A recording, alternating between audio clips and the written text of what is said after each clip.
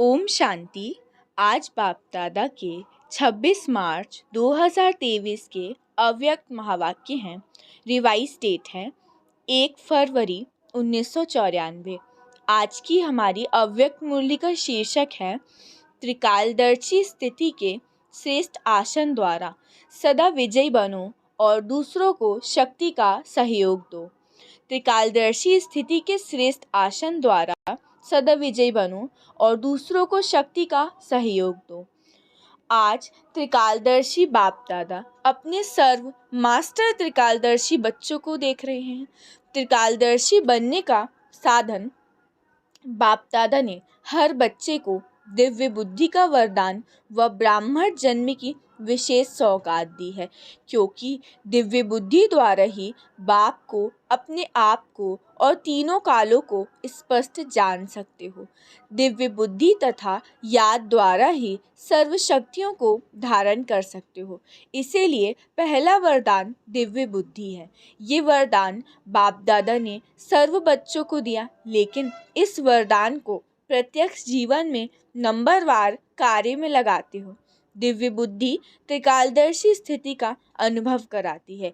चारों ही सब्जेक्ट धारण करने का आधार दिव्य बुद्धि है। चारों ही सब्जेक्ट को सभी बच्चे अच्छी तरह से जानते हैं, वर्णन भी करते हैं, लेकिन जानना, वर्णन करना ये सभी को आता है।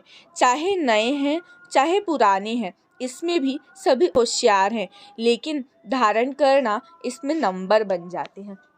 स्कूल की पढ़ाई में भी देखा जाता है, जिस बच्चे की बुद्धि अच्छी होती है, जो अच्छा बुद्धिमान बच्चा होता है, उसको सारे सब्जेक्ट इजी लगते हैं। तो ऐसी बाबा कह रहे हैं, अगर आपकी दिव्य बुद्धि होगी तो आपको ज्ञान के सारे सब्जेक्ट इजी लगेंगे। चारों ही सब्जेक्ट धारण करने का आधार दिव्य बुद्धि है। चारों ही सब्जेक्ट को सभी अच्छी तरह से जानते, वर्णन भी करते, लेकिन जानना, वर्णन करना सभी को आता। चाहे नए पुराने, सभी होशियार, लेकिन धारण करना इसमें नंबर बन जाता है।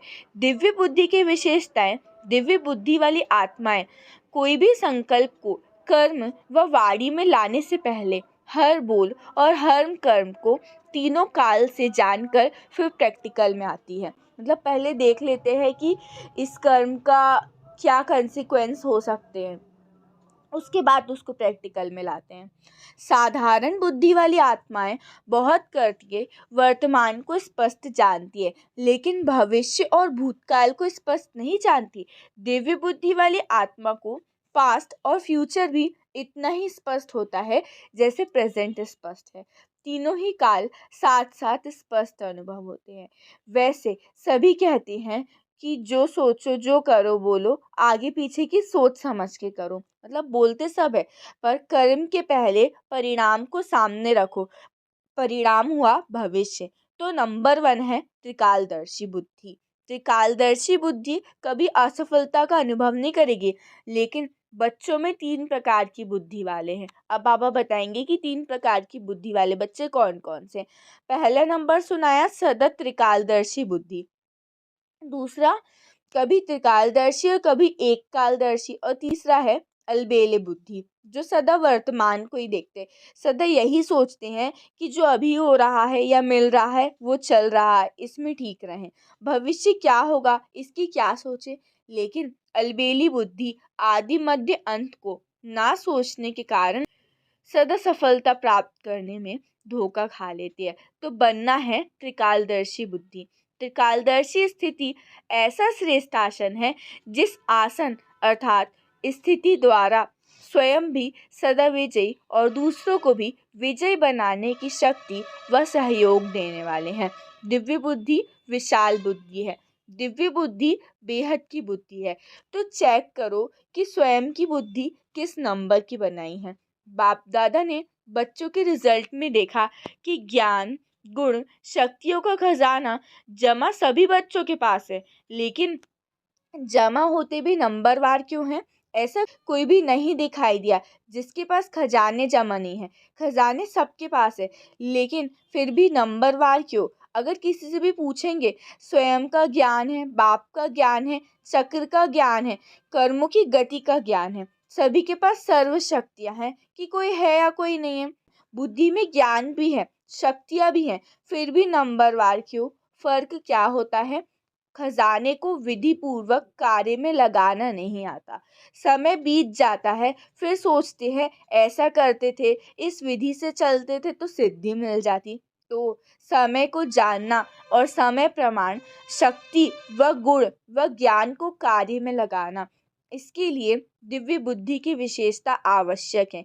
वैसे ज्ञान की पॉइंट बहुत सोचते रहते हैं, सुनाते भी रहते हैं, कॉपियाँ भी भरी हुई है सबके पास, कितनी डायरियाँ इकट्ठी हुई होंगी, काफ़ी स्टॉक हो गया है। तो जैसे बाप के लिए गाया हुआ है, मैं जो हूँ जैसा हूँ वैसे मुझे जानने वाले कोटों में कोई है।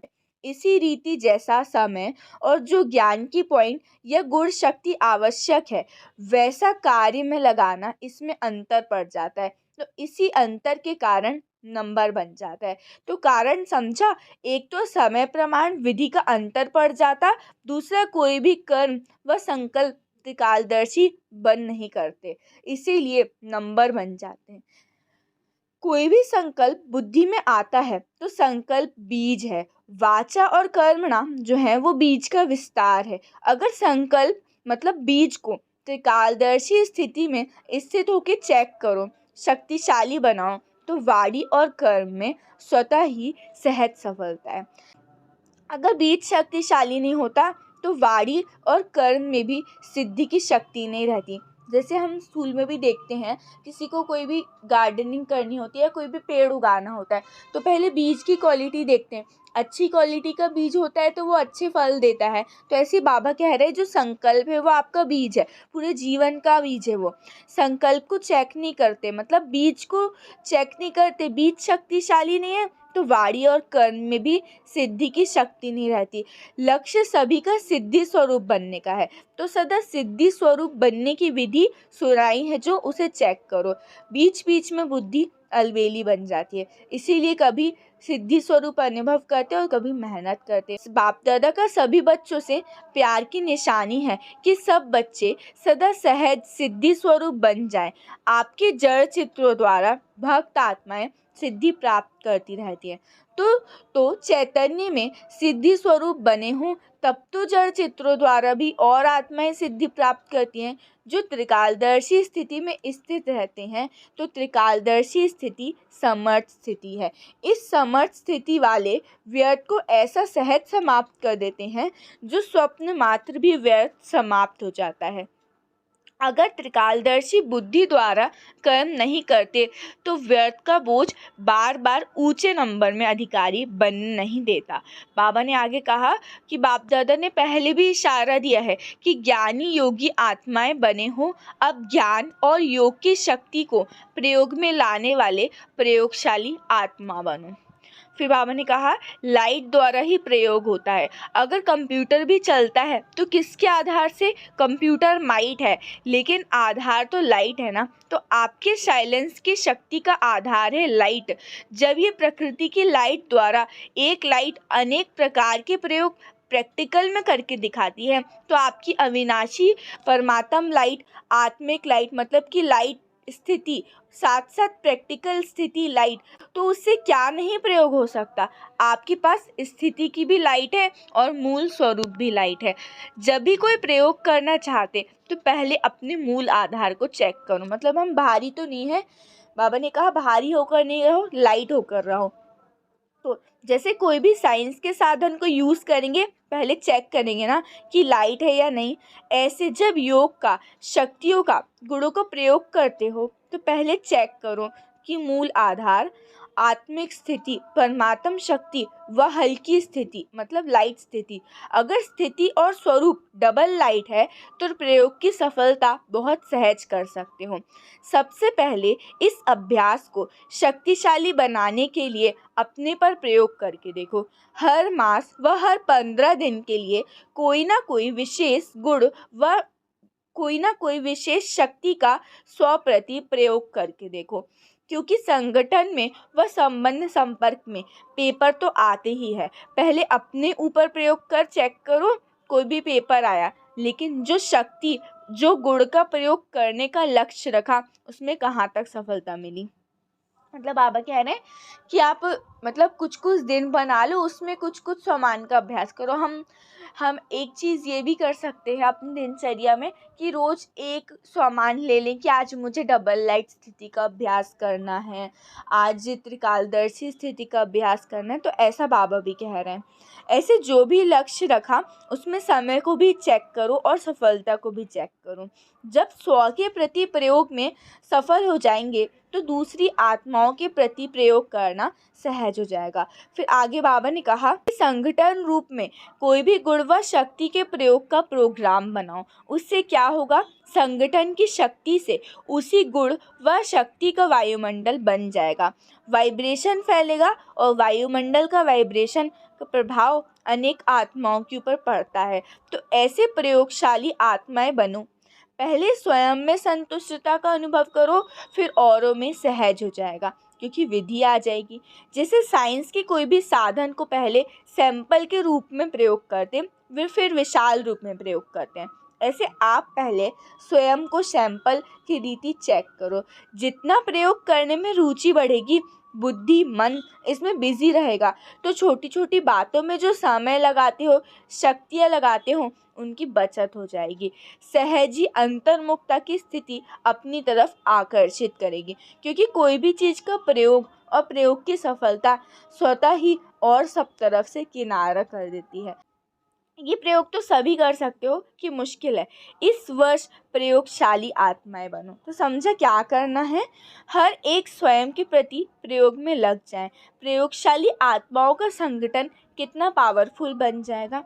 ये संगठन की किरणें अर्थात वाइब्रेशन बहुत कार्य करके दिखाएंगी। इसमें सिर्फ दृढ़ता चाहिए, मुझे करना ही है। दूसरों के अलबेलेपन का प्रभाव नहीं आना चाहिए। आपकी दृढ़ता का प्रभाव औरों पर पड़ना चाहिए, क्योंकि दृढ़ता की शक्ति श्रेष्ठ है या अलबेलेपन की शक्ति श्रेष्ठ है। बाप दादा का वरदान है, जहाँ दृढ़ता है वहाँ सफलता है। अब बाबा ने आगे कहा, फॉलो ब्रह्मा बाप। फॉलो करना सहज है, कॉपी करना है ना। आगे बाबा ने ग्रुप्स हैं उनसे मुलाकात की है, भारतवासियों से, डबल विदेशियों से।